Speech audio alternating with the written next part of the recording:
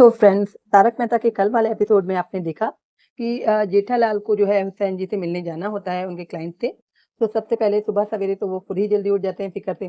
फिर उसके बाद जैसे ही वो जगते हैं तो उनके फायर ब्रिगेड यानी कि मेहता साहब का फ़ोन आ जाता है उनको जगाने के लिए।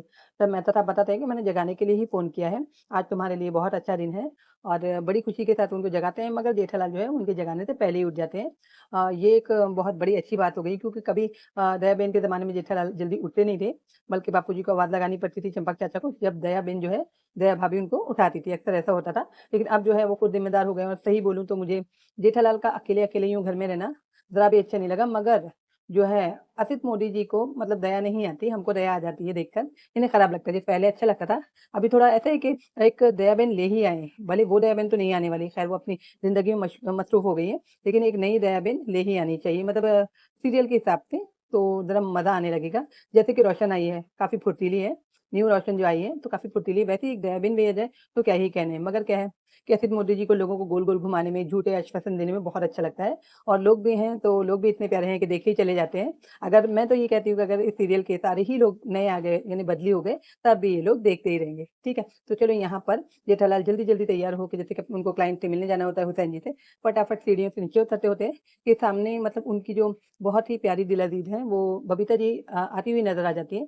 जेठालाल तो बहुत खुश, जल्दी-जल्दी से बबीता जी के पास जाते हैं और सोचते हैं दिल में कि दिन तो लकी हो गया, अब सारे काम अच्छे ही होंगे उनके। फिर वो बबीता जी से बातें करते हैं, बबीता जी भी उनको गुड लक कहती हैं। उससे पहले जो है टप्पू और दादाजी जेठालाल को गुड लक मतलब बेस्ट ऑफ लक दे कह के जाते हैं, और जो बबीता जी हैं वो भी जेठालाल को मतलब नई डील जो मिलने वाली है, बातें होने वाली है हुसैन जी से, तो उसके लिए बेस्ट ऑफ लक कहकर चली जाती हैं। उस दरमियान में जब बबीता जी से जेठालाल बातें करते होते हैं, सुंदर का फ़ोन जो पनौती नाम रखा है जेठालाल ने, बिल्कुल सही रखा है, तो उसका फ़ोन आता होता है बार-बार, और जेठालाल फ़ोन को काट कर के जेब में ल रखते होते हैं।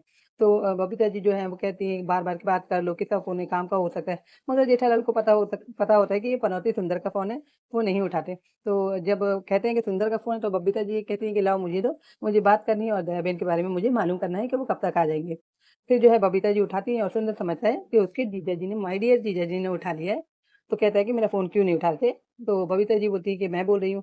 तो सुंदर से फिर जो है दया बहन की वापसी की बात करती हैं, तो वो मतलब दुनिया भर के बहाने, जिस तरह असित मोदी जी बहाने करते चले आए हैं और लोगों को बेवकूफ़ बनाते चले आए हैं, उस तरह सुंदर भी बड़ी-बड़ी, लंबी-लंबी हाँक के लोगों को बेवकूफ़ बना देता है फिर से। और उसके बाद में जो है वो जेठालाल को फ़ोन देने के लिए कहता है। बबीता जी फ़ोन देकर अपने घर चली जाती हैं, और जेठालाल बेचारे फँस जाते हैं। इस तरह उन्हें मतलब 15,000 का फटका पड़ जाता है। वो किसी को भेजता है, कोई पानी होता है बोतल में वो लेकर, और 15,000 का साथ ही साथ चेक जो कि जेठालाल को चुकाना होता है, और उसके बाद में वो अदा कर देगा। तो अब ये जो बाइक पे आया होता है आदमी कुरियर लेके, वो ऐसे ही नहीं छोड़ता, वो चाय की डिमांड करता है, जेठालाल के साथ उनके घर जाता है, और जेठालाल को उसको चाय बना के पिलाना पड़ता है, इसी में उनको देरी हो जाती है। फिर जल्दी-जल्दी वो उतर के रिक्शा ढूँढने लग जाते हैं।